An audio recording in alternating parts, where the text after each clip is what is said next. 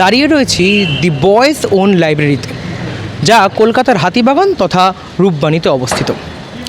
আজকে এখানে বঙ্গীয় বিজ্ঞান প্রসার মঞ্চের তরফে 165তম জন্মবার্ষিকী উদযাপন আচার্য প্রফুল্লচন্দ্র রায়ের।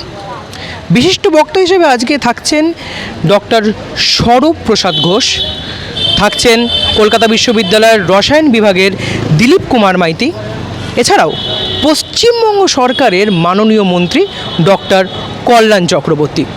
আসুন অনুষ্ঠানটার ব্যাপারে আপনাদের জানাই, ভেতরে সমস্ত বক্তাদের বক্তব্য শুনব। বঙ্গীয় বিজ্ঞান প্রসার মঞ্চের উদ্যোগে আজ আচার্য প্রফুল্লচন্দ্র রায়ের 165তম জন্মবার্ষিকী উদযাপন হলো হাতিবাগানের দি বয়েজ ওন লাইব্রেরিতে।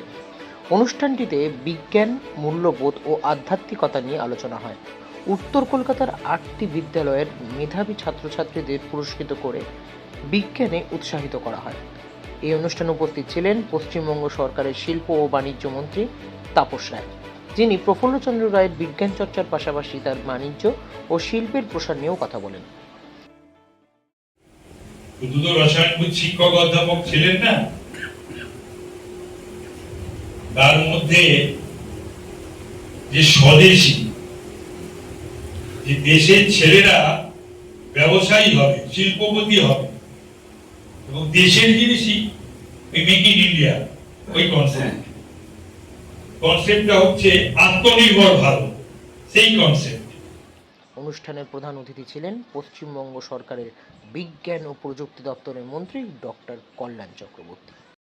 আমরা আগামী দিন আচার্যদের যেভাবে বিজ্ঞানকে শিল্প পণ্যে রূপান্তরিত করবার সাধনা করেছিলেন, বেঙ্গল কেমিক্যাল তৈরি করেছিলেন, আগামী দিনেও আমরা দেখতে পাবো কলেজ বিশ্ববিদ্যালয়ের যারা অধ্যাপক মণ্ডলী, যারা গবেষক অধ্যাপক, তারা তাদের বিজ্ঞানের ছাত্রদেরকে আগামী দিনে বিভিন্ন উপযোগী শিল্প গড়ার ক্ষেত্রে তারা উৎসাহিত করবেন এবং তারা সফল হবেন।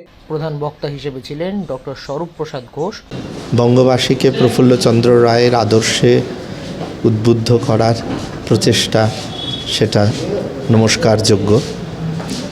প্রফুল্লচন্দ্র রায় শুধুমাত্র অধ্যাপক ছিলেন না, এক বিরাট কর্মযোগী ছিলেন, যেখান থেকে তিনি স্বদেশী শিল্পের এক অনুপ্রেরণাস্থল।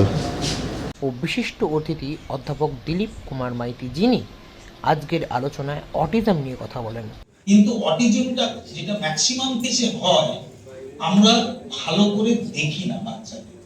এবং মজার ব্যাপার এই যে অটিজমটা আপনার ওই 0 থেকে 12 বছর অবধি হবে, তার মধ্যেই আপনাকে কিওর করতে হবে, তারপরে কিন্তু আর খুব বেশি ওষুধ দিয়ে কিছু হবে।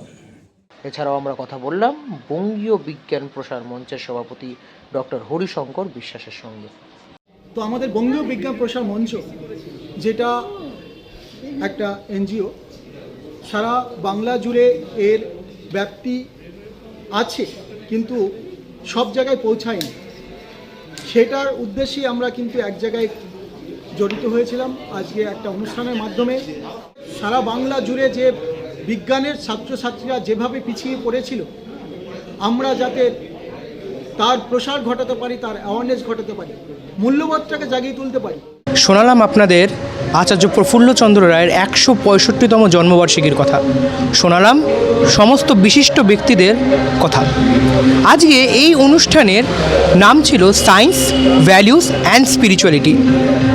অনুষ্ঠানটি সমস্ত কাটলো এবং সমস্ত কিছু আপনাদের সামনে তুলে ধরলাম। আগামী আপডেটের জন্য চোখ রাখুন রাশকাটে। ক্যামেরায় অনিল কুমার দত্তের সঙ্গে অর্কপ্রভ চক্রবর্তীর রিপোর্ট, রাশকাট।